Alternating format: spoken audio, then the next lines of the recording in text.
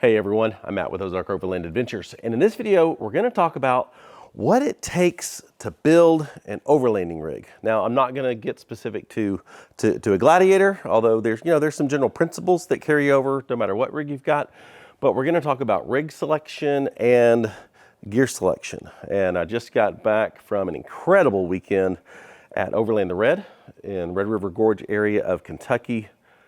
Oh my gosh, some of the best wheeling I have ever done in any national forest. Please subscribe. Those videos start coming out on Friday of this week. Today is Monday. This video is coming out on Tuesday. So hit subscribe and hit that bell notification, because that was a seriously fun weekend. I got 2 videos out of it.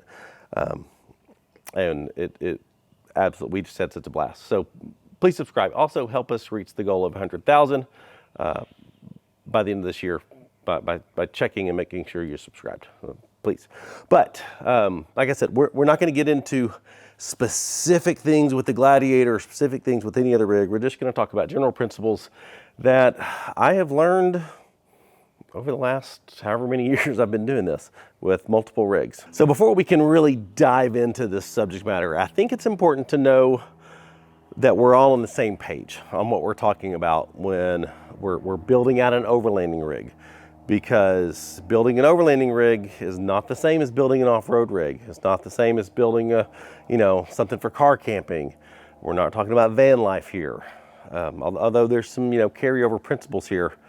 So I think it's important that we're all on the same page about what it means to be overlanding. And for that, I like Overland Journal's definition of it. It is long distance, vehicular based, self-reliant travel, typically to remote destinations. So, a weekend in the woods, I can't call that overlanding. So we are talking about multiple days out, typically off grid, typically off-road, though not exclusively, but multiple days out on the trail, living out of your rig, typically changing locations each night, not going out for a weekend, setting up base camp and wheeling. Actually, an overlanding rig is a horrible choice for, going out for the weekend, setting up base camp and, going out exploring and wheeling and stuff, because with an overland rig, you're having to tear down your camp every morning to go out and wheel and come back and set camp up all over again. So not ideal. So that's not what we're talking about here. So multiple days, maybe a week, 10 days, 2 weeks, my wife did 6 weeks this summer, but typically off grid, living out of your vehicle. That's the key, being able to be self-reliant and living out of your vehicle. So just want to make sure we're all on the same page there. Now, the great thing about, building an overland rig and getting into this whole overlanding thing is there is no one right formula. There's no one size fits all package. It is very much dependent on your style of travel preference, the types of trails you like to run. It's very much dependent upon your personal comfort level. How comfortable do you want to be living out of your vehicle? And then obviously it also depends on budget. So I started out with a very simple 2008 Jeep Wrangler Unlimited Sahara. Had no idea what I was getting myself into. And from there moved up to a JKU Rubicon. And after having experiences in those rigs, when I bought my Gladiator, I took all those experiences and, based on the style of travel I was wanting to do, was really starting to love and enjoy, took those principles and built my Gladiator for a very specific purpose. I do not recommend everybody go out and build your Gladiator or build your rig to be like mine, because mine suits my needs and my preferences and my style and my preferred comfort level. And yours may be completely different. Your style of travel, do you just want to go out on, BLM roads and Forest Service roads to see amazing things, not really caring about hitting technical trails? Then you can, get away with probably an all-wheel drive style crossover vehicle that's, very capable in that type of terrain. Are you like me and you do enjoy hitting the hardcore technical trails when you're out and about? My personal preference is to get to amazing, beautiful, just drop dead gorgeous destinations, but I enjoy taking the hardest trails I can to get there. And that is why my Gladiator is built the way that it is, so that I can do that. And your style of travel is going to determine how you set up your vehicle. Do you need a lift? What size tires do you want to run? What aftermarket modifications do you need to make to, maybe run a winch or, have recovery points, that sort of thing. So your style of travel is going to determine what you need to do to your rig. Your desired level of comfort is going to determine what gear you bring with you, how you're going to sleep, food you're going to eat, how you're going to prepare that food, what you're going to do if the weather turns bad. And that's all personal preference. I used to be a minimalist. I had my Jeep Wrangler. There's not a lot of room in there, so I couldn't carry a lot of stuff. I loved sleeping in my hammock, still do. But my hammock was my go-to. It was a very lightweight, minimalist setup, and that served me very, very well. My friends, if you watch any of our long trip videos, like from Colorado, or when we do our big Ozark trips and stuff with my friends Robert and John, they are very minimalist. On any of our trips, if you look in the back of John's Jeep, you would swear he was just going out for a weekend and not going out for an extended period of time. If it's just him, he likes to sleep in a hammock. He carries minimal amount of food and food prep stuff. If his wife goes with him, he takes a ground tent, and that's about it. John is very minimalist. I have evolved into being out a lot more often. So I'm out a lot of times every single week, and I go out on a lot of trips where I'm gone for multiple days living out of my Gladiator. So I've my comfort desire has gone up with my increased travel. So I am in love with my rooftop tent. It is super fast to set up, super fast to take down, very, very comfortable in there. I sleep incredibly well in that tent. And I've got it outfitted for, when I'm out, if the weather turns bad, I'm prepared for that. So your desired comfort level, minimalist to full-on glamping, that's going to determine what gear you bring. And also your rig will determine what you can bring.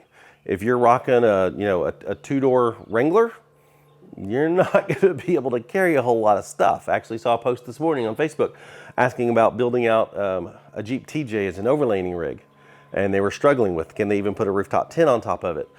How minimalist are they going to have to go to live out of a TJ? And that's some pretty serious, minimalist considerations there if you're rocking a two-door Wrangler. Now, if you're building an off-road rig, two-door Wrangler is a fantastic place to start. But if you're building an overland rig, not so much. So your rig, if it's like a small off-roader, it's going to highly impact what gear you can take with you than if you've got a full-size, Dodge Power Wagon that can, or a full-size Tundra.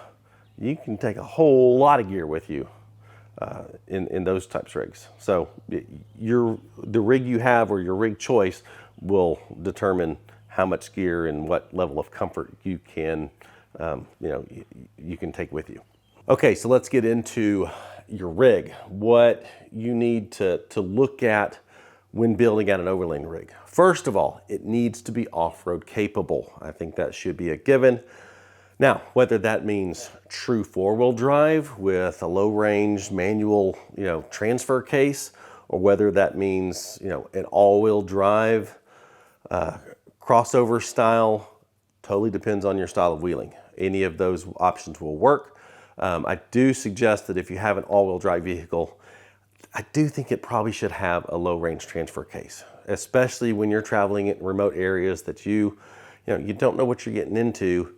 That low range is going to help you maybe get up a hill that you didn't encounter, or maybe even get down a hill, drop into the low range first gear, crawl down that hill, so you're not riding your brakes. But four-wheel drive or all-wheel drive with a low range, with a low range option in it, I think is a given. Now, I'm not going to spend any time here talking about IFS versus solid axle. Again, personal preference. IFS, typically more comfortable on the road, less capable off-road. Solid axle, like my Jeep here, not as comfortable on road, but more capable off-road because of the articulation. Now, some people don't give a rip about that. It's for most overlanding purposes, that's not going to matter. Both will get the job done. You can build a solid axle vehicle to be very comfortable, and you can build an IFS vehicle to be very capable off-road. So I would say that's just personal preference. If you already have one of the two, go with what you got. One thing I do think you need to take into consideration is the size of the rig. For some of the trails that I like to go on, my Gladiator's pushing it of being too big for, you know, a lot of the trails in the Ozarks and stuff. I haven't found one yet that I can't tackle in it, but I'm real close. So, you know, small, mid-size SUVs, mid-size pickups make a great platform if you were like me, you know, here in the Ozarks or on the East Coast where the wheeling is tight and in trees. That's gonna be a key thing that you need to pay attention to is the size of your rig, because a full size, like a full size pickup, you're not going to fit down some trails, if you know, depending on where you are. Now, if you love traveling out west, a full size rig is perfect because wide open spaces, you're not dealing with tight trees out there. You know, a full size rig out west is amazing. If I only wheeled out west, I would probably go with, you know, like a Dodge Power Wagon or maybe a Tundra and deck that sucker out, because you can carry a lot of gear very comfortably in a full-size rig. So your rig size does matter depending on where you live, the places you like to go to. I chose the Gladiator platform because I kind of felt it fit in the middle of being able to take enough gear for long distance travel and living out of my Gladiator versus my Wrangler that I had, but it's not too big to be able to limit me on the type of trails that I like to go on. Weight is another thing that you really need to take into consideration, because when you start putting all of this stuff on your rig, weight's going to become an issue. I would say most overlanding rigs are over GVRW, your gross vehicle, GVWR, gross vehicle weight rating, which, I mean, there's lots of opinions on if you get in a wreck, that sort of thing. I'm not going to get into that. My Gladiator is definitely over GVWR by a few hundred pounds when I'm fully loaded. I'm actually to the point where I'm going to start considering places to save weight. That's going to be a winter project for me. It's just really digging into my gear, really digging into my build, and thinking of ways to be able to save weight. Because my Gladiator, it's a heavy one. So you got to take weight into consideration as you're building out your vehicle. You can't go too far over that, or you're going to start, exceeding what your engine is designed to do, your transmission is designed to do. When you get heavy, you've definitely got to consider what suspension you're running, upgrading the factory brakes, upgrading your gearing. All of those things need to be taken into consideration if you're running a heavy built vehicle. So weight does matter. Another thing that you need to take into consideration is your fuel range. Some vehicles just get much better miles per gallon than others. There's an argument to be made about diesel versus gas. Depending on where you want to travel, depending on how far you want to be gone, how long you want to be out, fuel range is a big deal. If fuel range is a real, if you want to be out longer, my Gladiator is not the tool for that. I get usually about 12 miles per gallon, 200-ish, 225 miles of range with my Gladiator.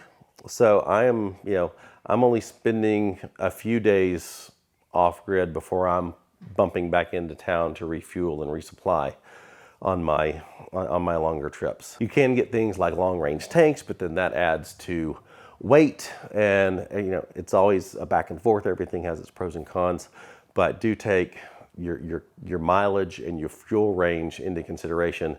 And as you add on more gear, you get less aerodynamic, you add more weight, you drop in the you drop your fuel range as you build out your rig. So take that into consideration as well. The other thing that I love to talk about when you're talking about building out an overland rig is dependability. You've got to have a dependable vehicle. You don't want to be out off grid, without cell signal and have a breakdown that you can't repair on the trail. You need a dependable rig. And for my personal preference, I like having something newer. I like having something that's at least has a longer powertrain warranty. So my Gladiator is still in that.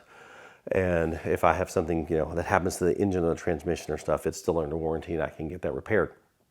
Now, people love to debate the dependability thing, the Jeep versus Toyota and all that mess. But here's the thing. As soon as you start taking your rig off-road, all the dependability arguments go out the window. Driving off-road in muddy, dusty, rocky conditions, it's just gonna add more wear and tear to your vehicle than what it would be if you were just driving on pavement. Is a Toyota 4Runner more reliable than a Jeep Wrangler on pavement? I think that's safe to say. Is a 4Runner more reliable than a Jeep Wrangler off-road? Heck no. If you go back and watch my channel, we have Toyotas break down far more than any Jeep ever has off-road. So the key to reliability is maintenance. Keep your oil changed, keep your air filters clean, check the bushings, check all the connections on your suspension, make sure everything is dialed in and maintained before you go out and hit the trails and go out on an extended trip, to remote locations for extended periods of time. Maintenance is key. Okay, now let's get into the gear. We've covered the rig, let's get into the gear. The gear's some of the fun stuff, right? Let's get into it. My best advice is if you already have camping gear, start with that. If you've got a ground tent, if you've got a old Coleman stove, anything you've got like that, start with that. Do not go just rush out and spend thousands of dollars on gear when you don't know for sure if you're gonna enjoy this or not. Start with what you have, then work your way up. Build it out slowly as you determine your needs. Not everyone's going out as long as I am for extended periods of time and needs a setup like this. This has evolved over the years based on my experiences and my needs and my frustrations when I've been out and about. So this is very purpose-built based on my experiences. But there's some general principles here. Let's get into that. If you're just going out for a weekend, an ice chest will serve you well. But if you're going out for multiple days, the fridge is a game changer. I thought I would never have a fridge until my wife, she was then my girlfriend, bought me a fridge for Christmas. I thought she was out of her mind spending that much money on something that I didn't want. And now I can't imagine never having a fridge. It is for keeping your food safe without having to deal with ice and soggy foods and stuff. A fridge is an absolute game changer.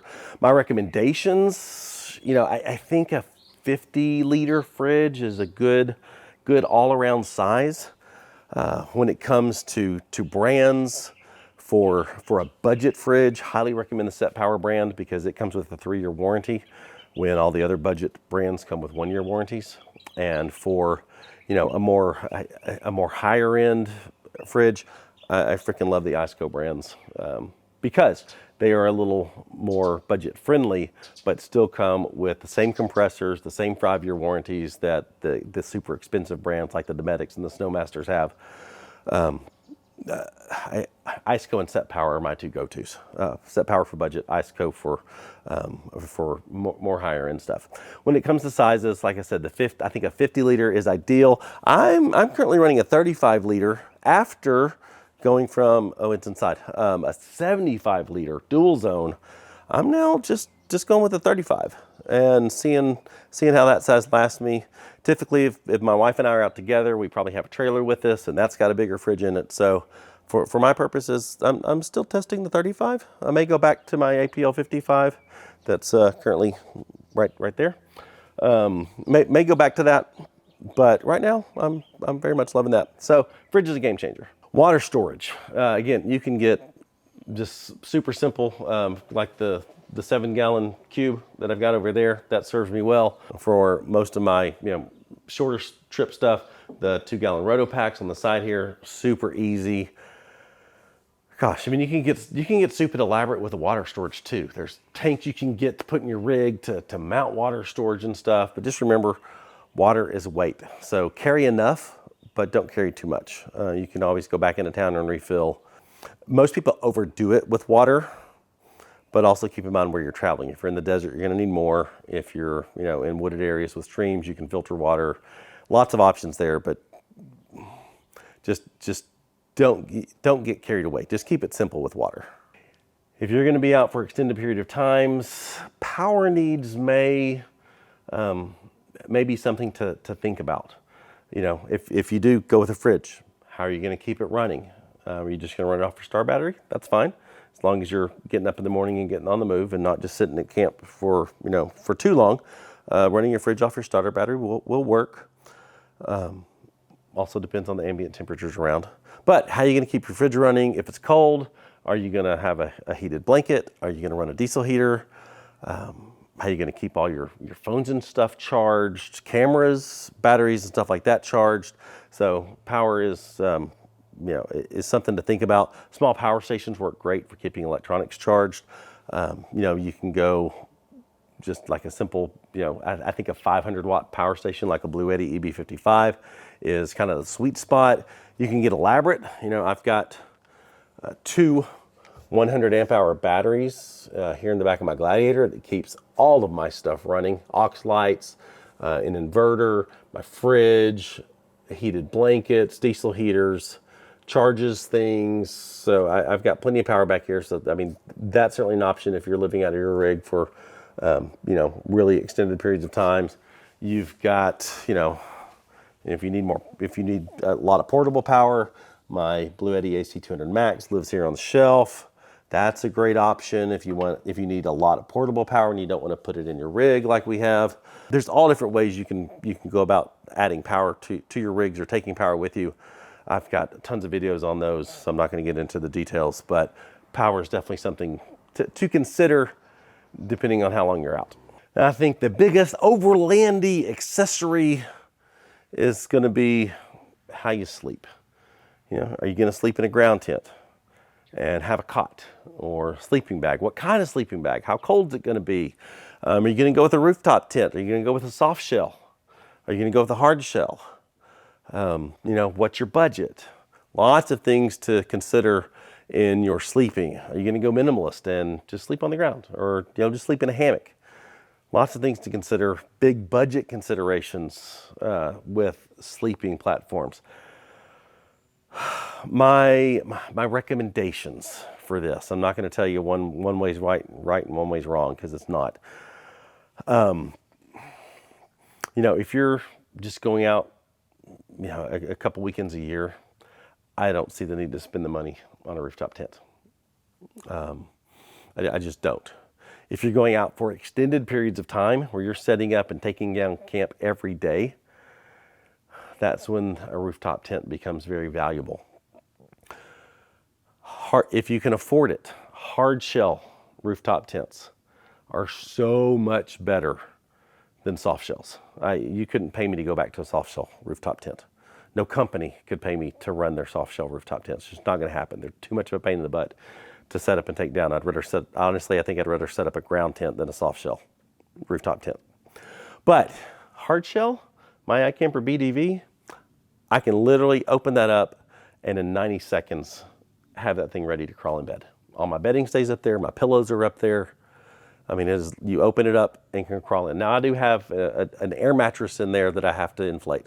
That was my option to put that in there. If I had the mattress that came with it, literally 90 seconds, I can be in there going to bed. So that's fantastic. Same thing in the morning. Everything stays in there, folded up. Within 2 minutes, boom, I've got that put up and I'm on the road. Depending on how much you're out and about, depending on how often you're setting up and taking down camp, that's where the value of something like a rooftop tent comes in. There are fast setup ground tents. It's all personal preference. Don't let anybody tell you you got to do one or the other, but you got to consider how you're sleeping. Some people, build out sleeping platforms in their rigs, and that is awesome. Absolutely fantastic option if you've got the space for that. So definitely need to consider sleeping. Other things to consider if you're out for extended periods of time are shelter potentially separate from your tent. Because what are you gonna do if it starts raining? Where are you gonna hunker down? Are you gonna ride it out in your rig? Are you gonna crawl up and just sit in your rooftop tent for hours? Or, you're gonna get something like my 4x4 Colorado awning here. This sets up super fast. It has a ton of rain coverage underneath it. It has awning walls so that if I need to, really protect myself from blowing wind and stuff, I can set up the awning walls. But if you're out and about for extended periods of time, seriously consider some sort of shelter. There's some pop-up shelters that's like a tent, but more of a shelter. You can obviously get, just normal like sports canopies that, $100 at Academy or Walmart, but definitely consider some sort of rain shelter. Now you can go, super, bushcraft, just take a tarp with you. I actually did a video back to basics earlier this year. I went out, it was thunderstorms that night, and I had a tarp with me, and I just, strung it between trees, some tent poles, and had an awesome time out in the woods, just sitting under a tarp in the rain. Sounded amazing. So you can do it super simple, but just take into consideration, that type of rain shelter when the weather turns bad. Some other things to consider, are you going to be a fair weather overlander and only go out when the weather is nice and you don't need to worry about heat or cooling? That's the cool thing about doing this in 2023. You can literally go out in any kind of weather. There's diesel heaters. I am currently loving my new Viver diesel heater. I'm currently loving that one. But diesel heaters are fantastic and game changers for winter camping. There's now portable air conditioners like the EcoFlow Wave 2, the Ice Cove that I recently tested. That's my new go-to. The Zero Breeze.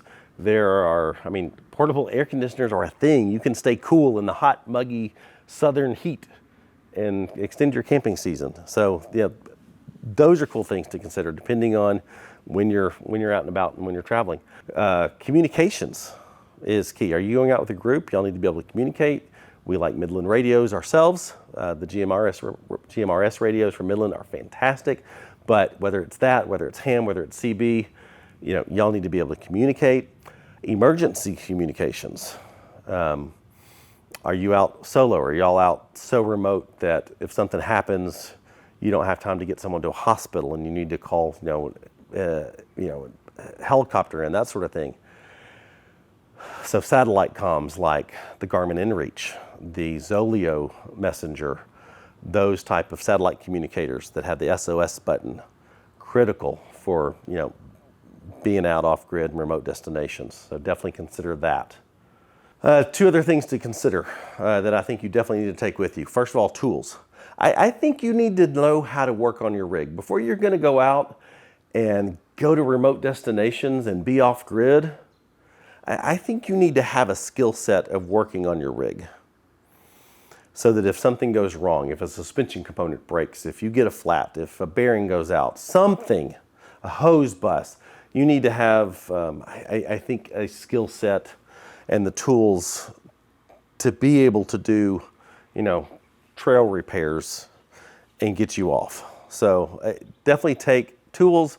What tools, how many tools is going to depend on your skill level and what, and your rig. My little tote right back there, that is that has nothing but tools in it. Those are all my tools for working on my rig. If I have ever used a wrench or socket or whatever to work on my Jeep in my garage, I have those tools in that bag so that if something happens on the trail, I can take care of it. The other thing, recovery equipment. You've got to have recovery equipment. I don't care if you just love cruising Forest Service roads and gravel roads, you've got to have recovery equipment. The weather can change. A nice, smooth graded Forest Service road can turn into a sloppy, slippery mess and send you sliding off a hill if you are not prepared. So you must have recovery equipment. For me, a winch is a given, but adding a winch means an appropriate bumper, so it's not just a winch, it's modifications you have to make to run the winch. But for me, a winch is a minimum because I'm in the Ozarks. We're typically wheeling in areas with trees, so that's super easy. If you're wheeling in sand or snow, traction boards are excellent to have. At a bare minimum, if you're not going to carry a winch, a high lift is an incredible tool if you know how to use it. Please do not carry a high lift jack if you aren't going to actually learn to use it. And I'm not talking about as a jack, I'm talking about as a recovery tool. Soft shackles, toe straps, kinetic ropes, lots of options. I've got videos on recovery gear, but you need to have a means of self-recovery when you're out and about. And then finally, you gotta have something to store all this in. And that's been one of the biggest evolutions of my setup, is how to store my gear. Started out with totes, and they worked great. Started out with a different rack to hold my tent, and I couldn't access my gear in the back, so switched to the extrusion Overland rack with the flip up sides. Got those boxes in the back that I can easily access from the side panels here and not have to crawl on my Jeep to get these out. The totes worked well, but it was just a pain to have to get them in and out every single night I'm setting up camp. So I went with the SHW drawer system in the back. Now everything just lives in here, and this does fantastic and makes my life super simple. So consider storage options. You don't have to get super fancy like this, but if you're out for extended periods of time, this comes in really nice. We've got seat deletes in our rigs for more storage there, but it is just so frustrating to get to camp or have an issue on the trail, and you can't find that thing you need because it's buried somewhere under bags, under boxes, in the bottom of totes. That's just really, really frustrating. And the more you're out doing this, the more you want to alleviate that frustration. Does that make sense? Hope so. And that's really the key to all of this is, how long are you going to be out? How long are you going to be, doing this? Because the more you do it, the more you want to simplify your life. And that's why my Gladiator has evolved to become what it is now. And I freaking love this rig. This rig is absolutely perfect for me. And I want you to build the rig that's perfect for you. And that's not necessarily going to be a Gladiator. That could be a 4Runner. It could be a RAV4. It could be a Nissan. It could be a Honda Pilot. I mean, we've been watching the Rebel Rally because Kara and Danielle are competing in the Rebel Rally next year. They have signed the registration. They have signed up to compete in the Rebel Rally in 2024. And Rivian won the Rebel Rally. There were women competing in Honda Pilots, Honda Passports, stock TJs, stock Tacomas. There's no right answer to do this. So anyway, I hope this was helpful. A lot of information here, just dumping on you, just things to consider as you're building out your Overland rig. But no matter what you have, rig-wise, gear-wise, get out and go. Learn as you go, modify as you go. Your needs are going to change over time. Build it out. Don't start out and just dump a bunch of money into this to figure it out. Figure it out as you go, because it's a process, and your needs are different than my needs. Your desires are different than my desires. So just hopefully this was helpful. But I want to encourage you to get out and go see the amazing things that we have here. There are amazing things all over this world that it helps. That people don't see them very much because they don't venture off the pavement. And so I want to help you get off the pavement, go see these incredible things. So if you would, give the video a like, subscribe please, and help us reach our goal of 100,000 by the end of this year. If you like what we're doing and you want to consider supporting the channel, gain access to special content, special events like this amazing event that we've got coming up in December at Maris Adventure Park near Amarillo, Texas at Paladero Canyon. We've got a Patreon gathering that we're doing there the second weekend of December. Check out the Patreon link in the description. And for Ozark Overland Adventures merchandise, go to shopoverlandapparel.com. I'll see you next time. Thanks for watching. Bye.